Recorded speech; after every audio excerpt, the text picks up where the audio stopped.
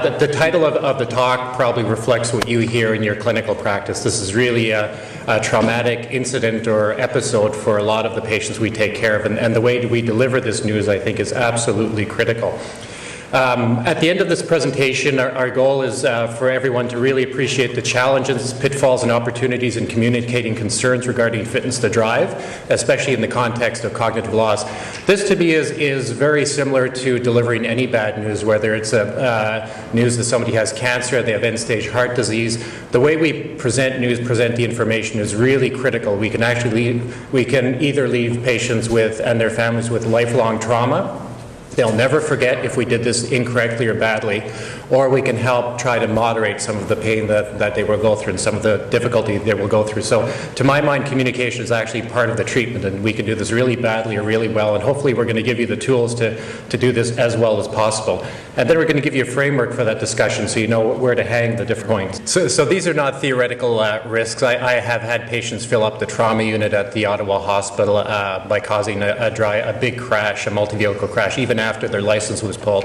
I've had patients crash their planes, another motor vehicle, and kill everyone in the plane. These are not theoretical risks. These are real risks. And I think what we do around dementia driving probably saves hundreds of lives and millions of dollars, although that's really not appreciated on a global basis. But it is a very important thing we do in terms of keeping our patients, their families, and the public safe. So these are not theoretical issues. These are very real issues, and we only learn about them after the fact when we haven't handled this well. Part of handling this well is assessing, but the other part is communicating. So we're going to touch on both. In terms of what do physicians have to do in this province, well, this is the actual wording of the law. The law is being revised right now as we speak. But what it says is every legally qualified medical practitioner shall report to the registrar the name, address, clinical condition of every person age 16 or over who, in the opinion of such medical practitioner, is suffering from a condition that may make it dangerous for such a person to operate a motor vehicle.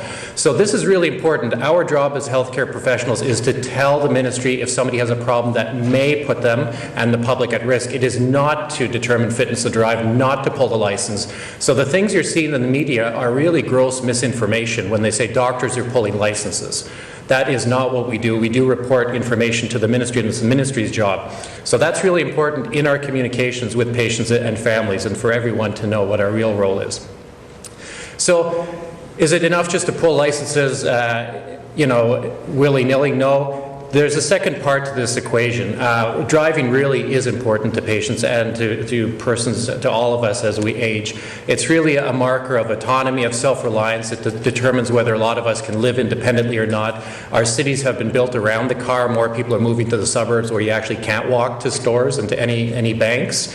It's really a convenience, spontaneity. It allows you to go places where it's fun to go. There's research that shows when you lose your license, you go to the bank, to the doctor, but people often don't impose upon their family to go to the things that they enjoy, things that make life worth living.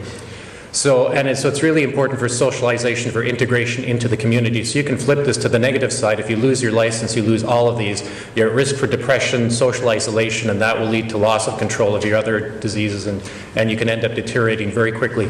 So there is a downside to losing your license if it's inappropriate or premature. Caregivers struggle with this just like we do. Up to 70% of caregivers were worried about the person's fitness to drive a year or more before the Ministry of Transportation decided they couldn't drive. The warning signs they had were fender benders, comments from passengers, Jack used to be a good driver, but I will not get into a car with him now.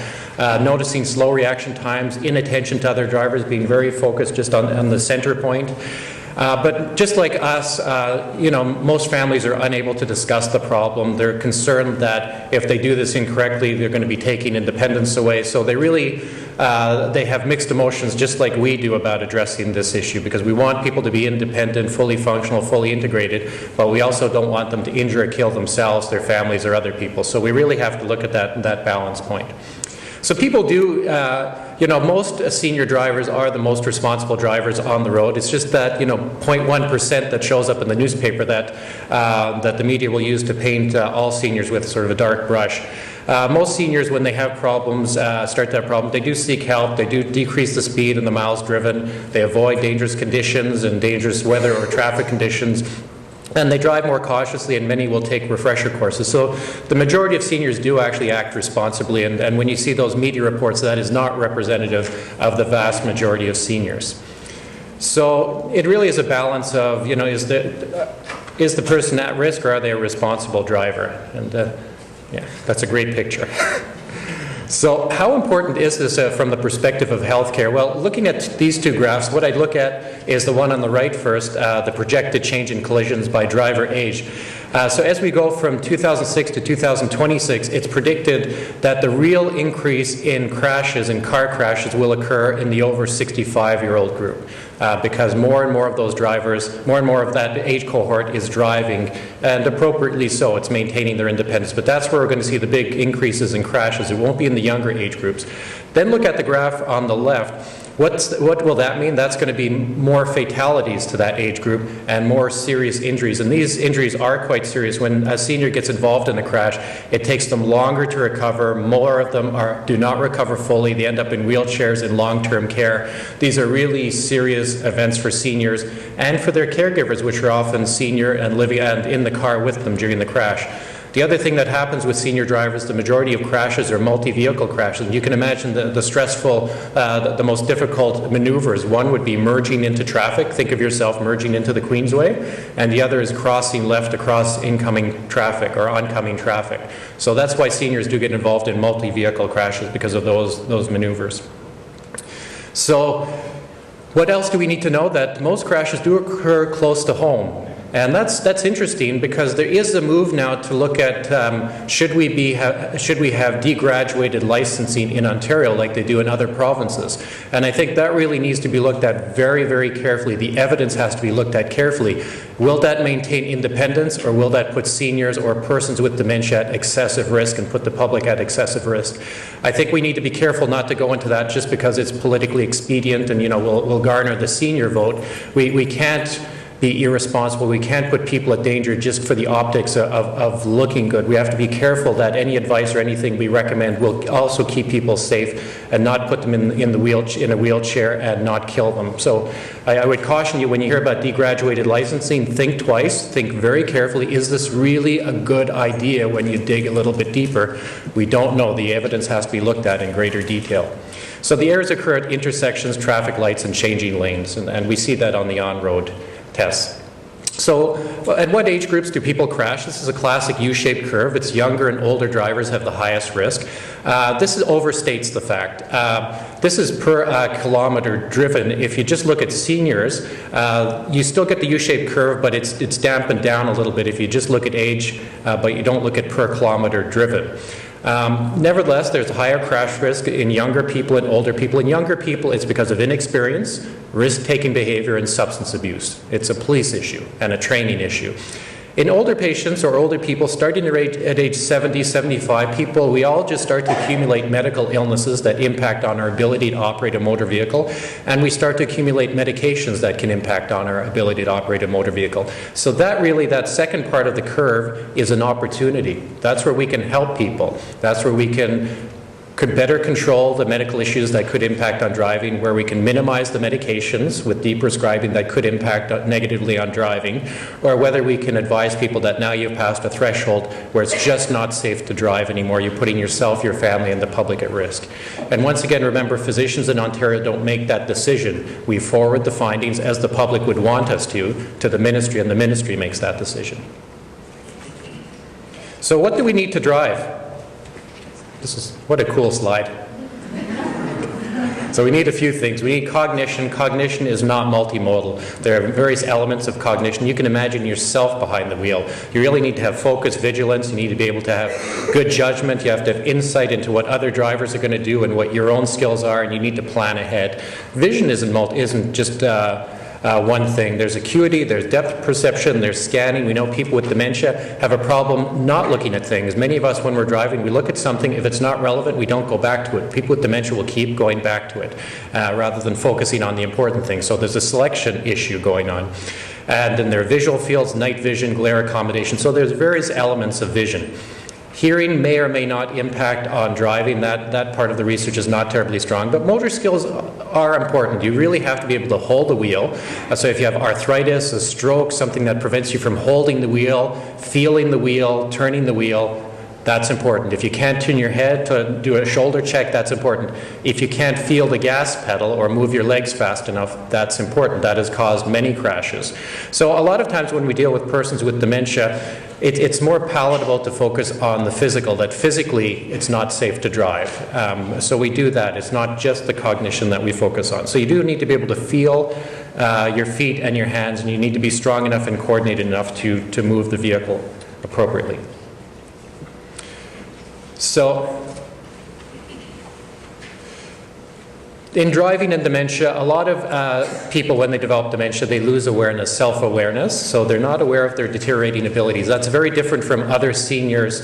Other seniors are very aware and they seek help. So people with dementia may not self-regulate and can get very angry when we talk about driving because they're not seeing the reality the same way we are. So they're really not able to understand sometimes what we're saying or why we're saying it. So communication becomes that much more important.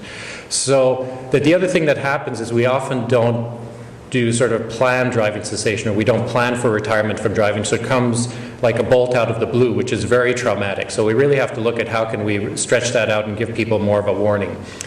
So many people, you've all probably experienced this, find the loss of a license to drive is worse than the diagnosis of dementia itself. So it is the most traumatic part of the experience for many seniors, and that is why we really have to focus on optimizing that communication. And a lot of times it's very, very unclear to people why the testing suggests they're unsafe to drive. But once again, remember, our job is to give the ministry the best information available, and then the ministry makes that decision. But we do that on an evidence-based platform, that we do look at the evidence, we do look at the cutoffs in the literature in terms of what's been found to be safe and unsafe. How dangerous is dementia? Well, the BAC on the right, the orange bar, is the blood alcohol concentration. That would be the legal limit. Dementia is a bigger risk factor for crashes than being intoxicated behind the wheel. So just to give you a sense, this is not a small issue. It's not a small issue at the individual level. There are 750,000 people with dementia in Canada, probably 100,000 people with dementia who are driving in Canada. It's also not a small issue from a sort of a population perspective. So are physicians doing a great job at this? No. Physicians are not doing a great job. They're not reporting unfit drivers or not reporting the findings. Now, why? Why don't they report? Number one, a lot of times they're not sure how to assess. So, we're doing a lot of education to help physicians know what the evidence is. We're moving into the education in terms of how to communicate the findings, and that's what we're doing here today. There's fear of backlash, of being sued, of destroying that relationship with the patient and family. And then, most importantly, a lot of physicians don't know how to communicate this information. So because they don't know what to say or how to say it in a non-traumatic fashion, many will sort of veer away from the conversation. So hopefully we can help with that. So what's happening at the Ministry of Transportation level at this point for people over 80? Well, every 2 years people have to take the eye test like before, and then they have to do a clock drawing and letter cancellation test. So a bunch of letters, and they have to cross out the H. Many of us have expressed significant concern over this test with the Ministry of Transportation. I'm personally not convinced this is a great screening tool. I don't think it's very sensitive, and I think it's going to miss a lot of people who are at risk. So this really needs to be looked at in greater detail. And then there's a group information session. What's happening? First of all, just imagine how impaired you have to be if you can't cross out the H's in a list of letters. You're very seriously impaired. That's not going to pick up people with milder problems that could put them at risk for crashes. And in terms of the clock drawing and the letter cancellation test, many seniors are now practicing it online. You can get the test online, they're practicing it. But that's really worrisome. I want to be serious. We're walking on the roads, we have our children and grandchildren on the roads, and this is the screening test. So we have to be very worried. So to me, that means there's even more onus on the medical profession to help pick up the problem, not less onus. What happens if if we're unclear about fitness to drive at a clinical level, or the ministry is unclear from their screening tests? Then you go for specialized on-road evaluations. The ministry has its own on-road that is not for people with cognitive impairment, although they're looking at developing one for people with cognitive impairment. The on-roads we refer to require a vision evaluation first, because an on-road tester wouldn't want to get in the car with someone who can't see on one side, right? They want to make sure it's safe to do the test. It's very expensive, up to at $900 now, but it's the best evaluation. It's the fairest evaluation, and it's quite well developed by the Canadian Association of Occupational Therapists. They've done a great job. I would say they even shine internationally in terms of setting standards for the on-road. The consensus guidelines for dementia are periodically being revised, and the indications they give is no single test is a sole determinant of driving ability. I would agree. If you get multiple tests, if you have MOCA, TRAILS-B, and history that all indicate moderate to severe impairment, then yes, you have evidence that you would forward to the Ministry of Transportation. If somebody can't perform 2 IDLs or more, or 1 ADL due to cognition, then they're probably in the moderate dementia stage and shouldn't drive. And then the on-road test is the best. If someone with dementia is deemed safe to drive, it should be reevaluated every 6 to 12 months. And here's some resources that you can look at. Dr. Brzezski has really led the development of the Driving the Dementia Toolkit for healthcare professionals and for patients and caregivers, and this has really gone national. This really helps healthcare professionals, patients, and their families deal with this issue in a more longitudinal fashion rather than the bolt out of the blue approach. There's the ministry link here. And I would suggest going to a journal. I'll give you the website. So it's Geriatrics, with an S, geriatricsjournal.ca. geriatricsjournal.ca. They have a lot of articles on dementia, including articles on communicating driving, and there's an Australian video here. So this does hit home for a lot of persons with dementia. They lose part of their personhood. It's a new stage of living that's really not welcome, and I certainly won't enjoy it when I hit that stage. And it's a real change in not just lifestyle, but independence. It puts people at risk for depression, for not managing their chronic diseases, for ending up in hospital. So this is a real healthcare concern that can really unravel very quickly. So as I said before, how we communicate is part of the treatment. If we communicate poorly, people will never forget, their families will never forget, we will traumatize them. If we communicate properly and use venues like this to learn how to do that, then we can do a lot of good. We can help people through a very difficult, challenging life stage in the least traumatic fashion possible, and we can give families a positive role to play in this life transition. So that's a long setting of the stage, but it's important to know what the underlying groundwork is. So I'll welcome Dr. Brzezski, our fearless leader, to the stage, and let's give her a warm welcome.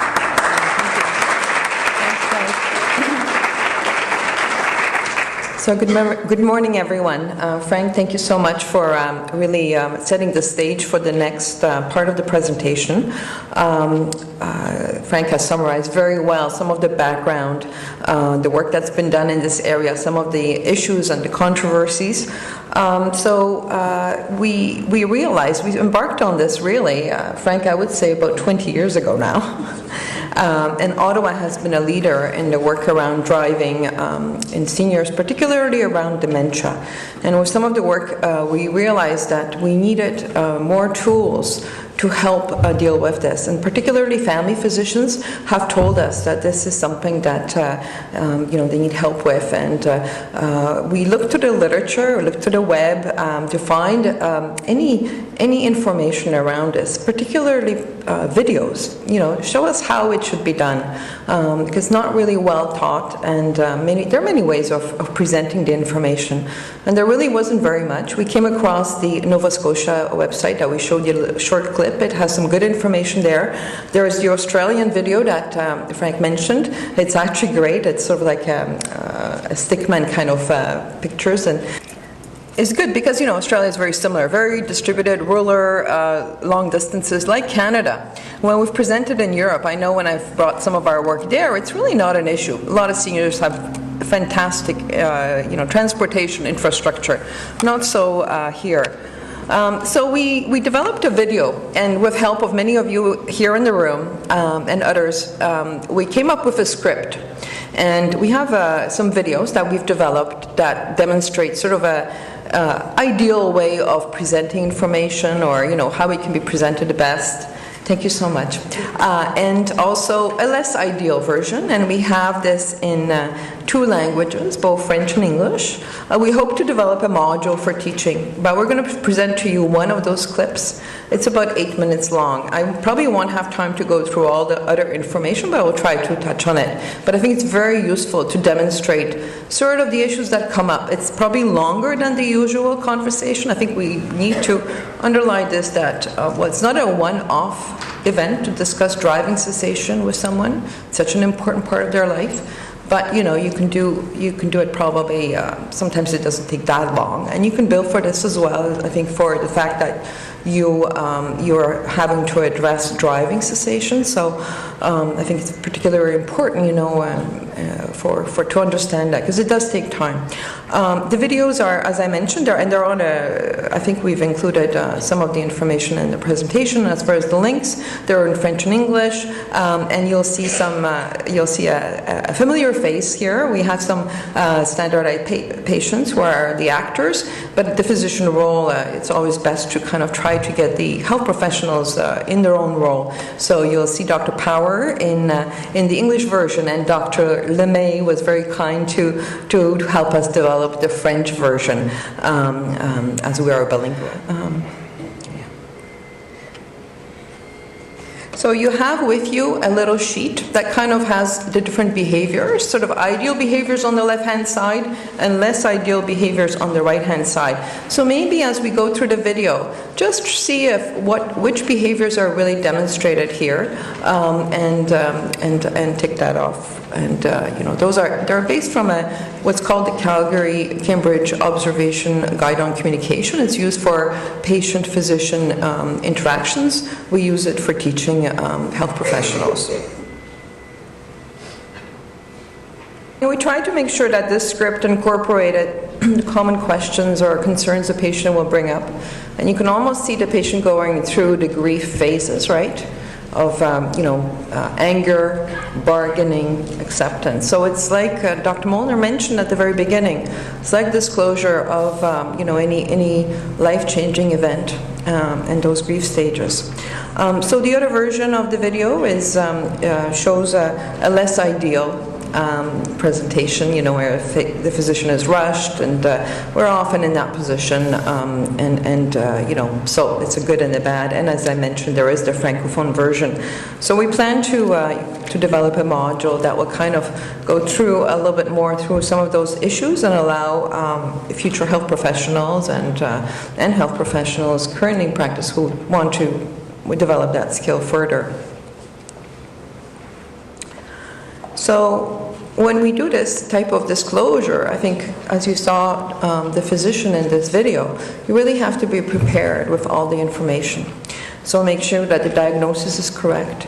We're working in teams, so many of our occupational therapists, neuropsychologists, everyone involved, the nurses, are part of the team that will bring together, the diagnosis, make sure that that's what it is, and that's what we have to recommend. I think the key thing here, and in this video, unfortunately, the physician had to kind of drop this information on the patient. But we're always hoping to make a diagnosis of cognitive impairment as early as possible, talk about reversible factors, treatment, but also future planning. And so if there is a diagnosis of MCI or early dementia, the patient may still be safe to drive, but they need to be prepared for the eventual cessation and alternatives. And we need to follow up, as in this video you saw the whole issue of preparing for, the patient being isolated and looking at mood and follow-up. We've done some work around this and published sort of a top 10 points about disclosure of driving cessation. So just to go briefly through that, and you have the reference for the article if you wish, but you need to really prepare your patient, normalize the reactions. I think the fact that the patient will have anger and may become very, very agitated, very sad. Talk about the alternatives, and there's a whole list of things that can be addressed, alternative transportation, the cost, etc. We'll go through that if we have a few minutes. excuse me, we need to involve the family and caregiver. So it was good in this session there was a wife, and the physician also offered to follow up with the son. The wife was present, but the son would be communicated with. We have to be aware that we're not comfortable with this. We all dread that, right? I have a busy clinic booked for today, and I dread that I will have to discuss this, but that's part of what we all have to do. And those of you who work with the outreach teams, you're first line, and you're having to address this. It does cause discomfort, right? And I think it leads to some almost compassion fatigue sometimes, because you just it is very, very difficult thing to discuss. As Dr. Muller mentioned, it's one of the most difficult issues around dementia care. And a lot of people do want more information, so it's good to provide written information. Often it may help also to focus on something physical, so if the patient's vision is impaired or multiple medications, motor function issues, that helps sometimes patients with cognitive loss to understand why, because they kind of forget, right? So it's hard to accept that recommendation. But if you say it's a reaction time, even that I found sometimes really works. I think people understand the reaction time. If I start talking about divided attention or how they see things in space, they don't understand that part. But reaction time is a very concrete thing. And, for those of us who work in primary care or frontline physicians, it often does help to refer to someone else. I think that's how many of the referrals to geriatrics come to us, because it is important for the family physician to preserve that relationship with the patient. And that may be a way to deal with someone else having to have this discussion, an objective view or a second opinion. It is important to give people something in writing, and so we have a letter from the physician that you can use as a template that tells the patient that they're not safe to drive and why. And the family can use that to remind the person. And then really, there are a lot of creative strategies. We can talk about how to deter patients from driving, and I do feel like I'm talking to, obviously converted audience. You've all tried different things and are aware of them, but, I keep thinking that we learn more and more, right, as the world changes, whether that means some of the electronic devices or ways to be creative, and we have a whole list of those, and I'll touch on that in a second. So these are just words of advice that we found from our research. The fact that caregivers do say that, be prepared for the reactions. And then we always have to think about the consequences of not doing, the impact on society. It is hard to talk about driving retirement, but it normalizes it, and we've already talked about that. That is the one way to phrase this issue. And a lot of people, I think, some of the research shows that we all think that we're going to drive till we die, right? And the health conditions that come along with aging may actually preclude that.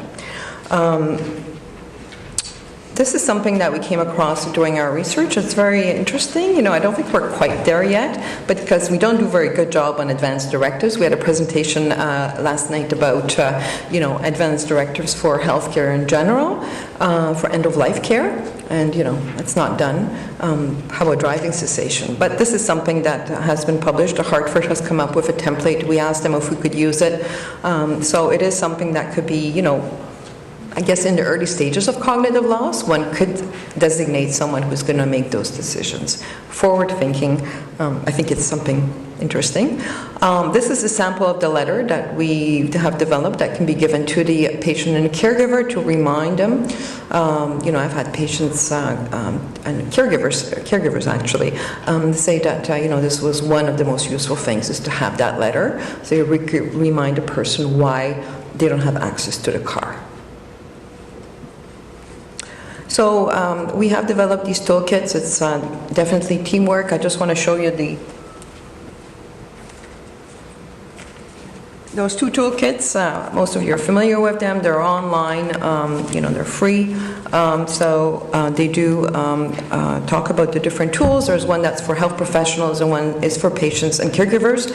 I'm proud of the patient caregivers section. There's a section on grief, actually, that was developed with some coworkers at the Alzheimer's Society, and it's really quite interesting. It's a great thing that helps caregivers to understand that what they're going through is normal. So preparing the caregivers apart from these tools is just, it is important that we are forward thinking and that we have some discussion around this. So it is important to empower caregivers with some information, talk about language they can use, and creative ways to get around. I mean, public transportation, I don't think we're, again, quite there. Paratransport is an option. They will actually register people with cognitive loss. I think our teams have worked with them closely here in Ottawa. I'm not sure about other regions. And then once you're registered with paratransport, you can actually get a taxi subsidy program, which is a 40% discount. And a lot of people don't know that. I mean, renting a car is quite expensive, right? Insurance, depreciation costs, parking. So this is something to consider. So I think, having a chauffeur might be nice. We've had some patients that actually have hired chauffeurs, right, to drive their car around. So that is creative. And especially for people, I do a clinic in Pembroke, and I know Frank and all of my colleagues do a rural clinics, and it's really a different world out there, right? Because we don't have that infrastructure, and sometimes it's a great challenge when we know that if you take someone's driver's license away, how are they going to get to the doctor or get their medications or their meals? Not to speak of the social isolation. I'm just going to skip through this. Well, the co-pilot syndrome is it's one way to get around. If you can see the attached scooters. So what are some of the alternatives? We mentioned a taxi account, volunteer drivers. We have to think in the network that exists there. Family, friends, a paid driver, sharing driving with others. Maybe the spouse can get a refresher course in driving if they're well. So those are all alternatives. What do you have to do when it's really not working and the person insists on driving? Removing keys, disabling the car, having a donation to a grandchild. I mean, people have come up with many, many different ways. And some families are much more creative and willing to take this step. But we sometimes see those families that are having such a difficult time because of the dynamics in the family, sort of, where that role reversal is very difficult, right? The child suddenly has to make decisions. So that's a journey for some people. That's quite long and challenging. So in summary, important to make the appropriate diagnosis, explain our responsibility that we have to society, to the legal jurisdictions to minister transportation. The usual driver's test at age 80 in Ontario, as we mentioned, is not really adequate. And these people who have cognitive change need to be followed closely. And we need to talk about, preparing people for that eventual step and prepare ourselves for the emotional response and talk about some follow-up. So, till you drop. I want to show you this last slide. I think this is the future. Google is developing these cars that are driverless, right? You're probably hearing about that. So I think that's something I'm hoping will be there when I retire from driving.